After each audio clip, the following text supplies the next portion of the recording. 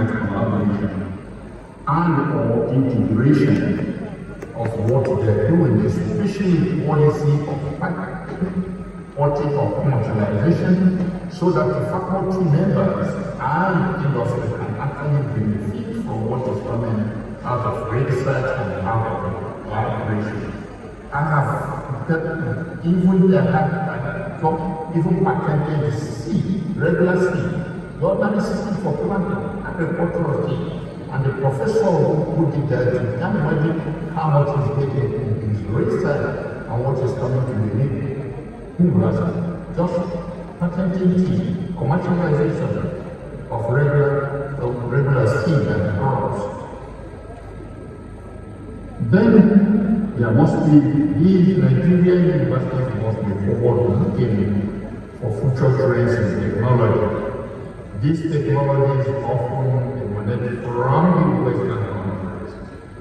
And so that makes it extremely important to form partnerships with universities in developed nations who are actually on the forefront of emerging technologies. So that way, we cannot be behind anything. Prof, can you summarize? Prof, please summarize best practices and case studies. So that we can use it. They have already they know what works, they know what doesn't work, so that we don't have to start from the scratch to build a bridge. Please, Prof, summarize. Prof, summarize. Yes, please, I'm summarizing. And I think that is the last of my presentation. Thank you so much. And thank you for slides. So I can go with this. Thank you so much. Let's appreciate Professor Abdul's Agbani from Texas. Thank you. Prof is advocating for change in curriculum to bring about filling the gap between the industry and the academia. Let's appreciate Professor Agbani once again. Yes, bridging the gap between industry and academia through research and development. School of Postgraduate Studies International Conference 2025. We'll be having another lead presenter from University of Chicago. He will be joining us now. We'll be having Professor James Robinson, a professor of economics and political science. He's here. Let's welcome Professor James Robinson, Professor of Economics and Political Science from Harris School of Public Policy at University of Chicago. May I now invite Dr. Engineer Oluchukwu Ade to step up and read the citation of a Professor of Political Science and Economics. Let's have you.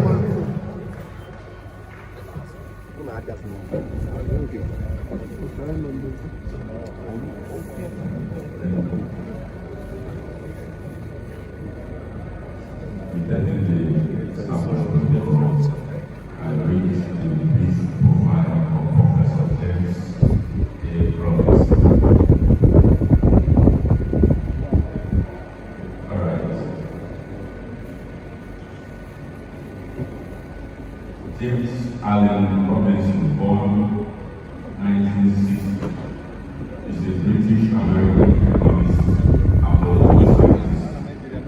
He is a university professor at the Harris School of Public Policy at the University of Chicago.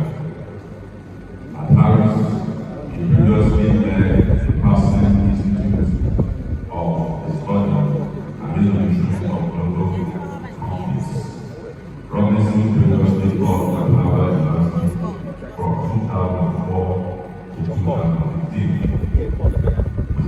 With Darrell co-author of several books, including The Narrow Corridor, Why Nations Fail, and Economic Origins of Dictatorship and Democracy. In 2024, Robinson Katimago and Simon Johnson were awarded the Nobel Memorial Prize in Economics Sciences for their comparative studies on prosperity in three nations.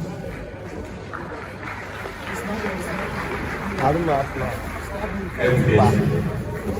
Robinson received the Bachelor of Science in Economics from London School of Economics and Political Science in 1982.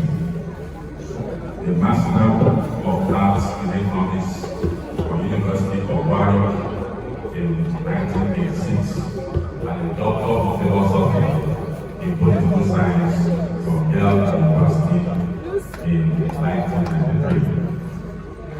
Career. Robinson's main fields of research are in political economy and comparative politics, as well as in economic and political development. In 2004, Robinson was appointed Associate Professor of Government at Harvard University. He later held named chair positions at Harvard. First as the David Florence Professor of Government between 2009 and 2014, and later as the well-known A. Gowitz Professor of Government between 2014 and 2015. On 1st July 2015, he was appointed as one of the 9 university professors at the Harris School of Public Policy Studies of the University of Chicago. He previously held the title Reverend Dr. Richard Besson, Professor of Global Conflict Studies. On 9th May 2016, Professor Robinson was awarded an honorary doctorate by the National University of Mongolia during his first visit to the country. He has conducted research in countries around the world, including Nigeria, Botswana, Chile, the Democratic Republic of Congo, Haiti, the Philippines, Sierra Leone, South Africa, and Colombia, where he teaches every summer at the University of Andes in Bogota. On 17th March 2023, James Robinson met with students, scientists, and leaders of social opinion, and representatives of finance, economy, and business cycles in Tashkent.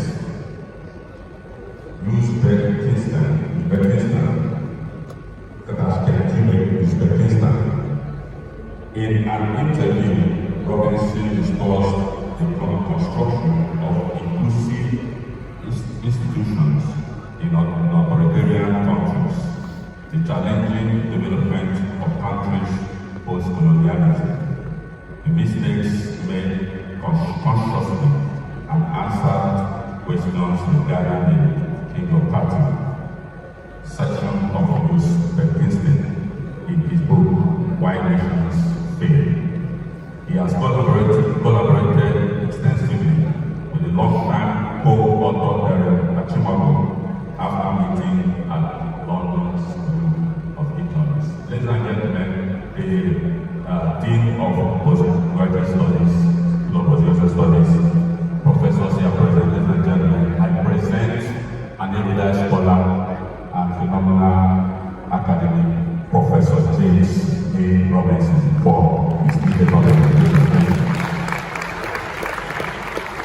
All right, Professor James Robinson will be speaking to us in the next 20 minutes. Prof, you have 20 minutes to make your presentation. Thank you.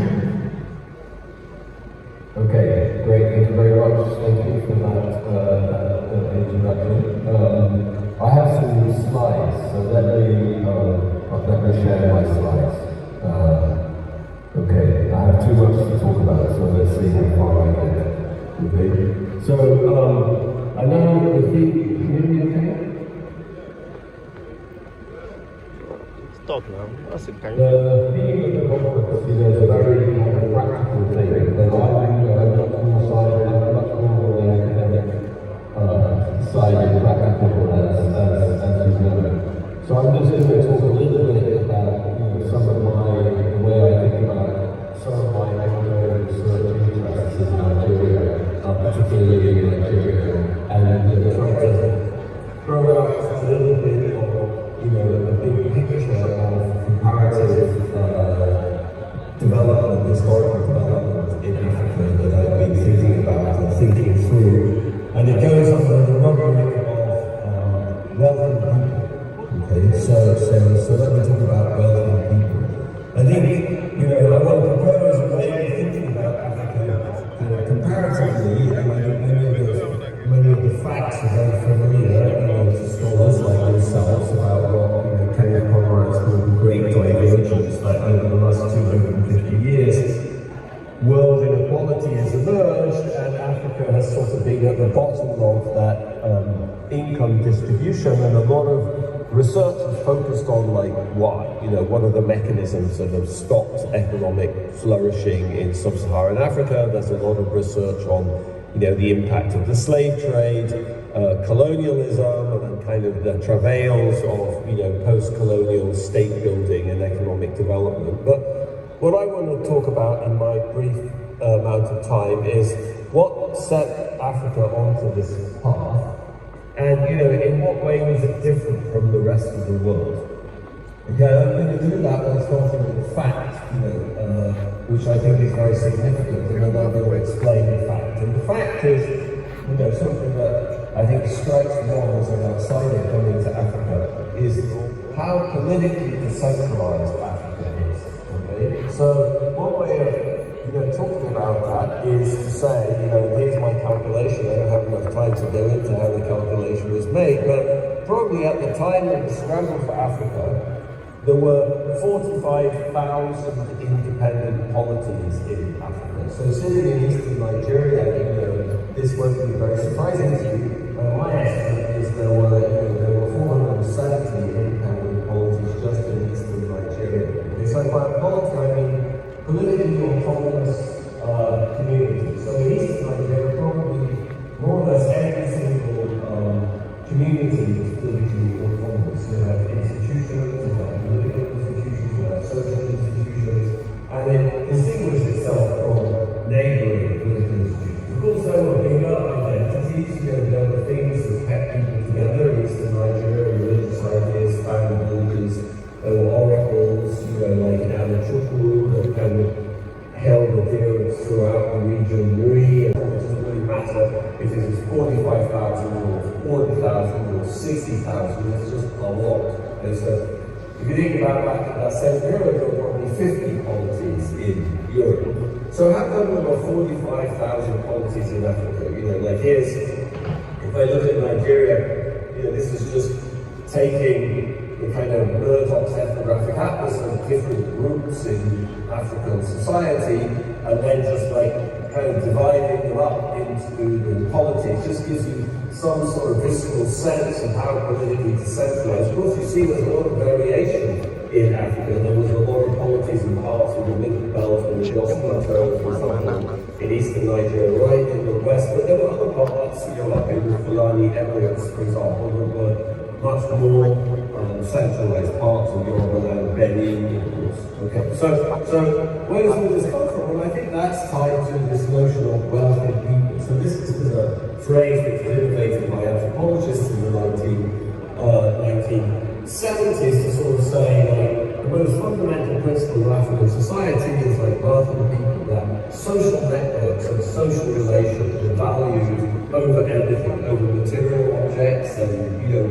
so society was based around connections and social connections and people. Okay, so a beautiful illustration of this, the contrast between African society and Eurasian society would be the contrast between chess and Mancala. So chess, of course, you have the whole feudal hierarchy, kings, bishops, knights, queens, and whatever, and the objective is to kind of destroy the opposition, take their territory, and capture their king.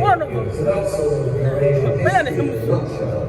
In Wari, like Wari is the camp, Ghanaian version. In Makala, there's all the pieces are the same, but the objective is not to destroy the other person or take their territory. The objective is to bring the counters of the opposition into your team, is to accumulate counters, accumulate people. Okay, so it's a sort of metaphor for wealthy people, you can say Makala. And actually it appears many, many times in African history in different guises, symbolizing that. Okay, so of course this idea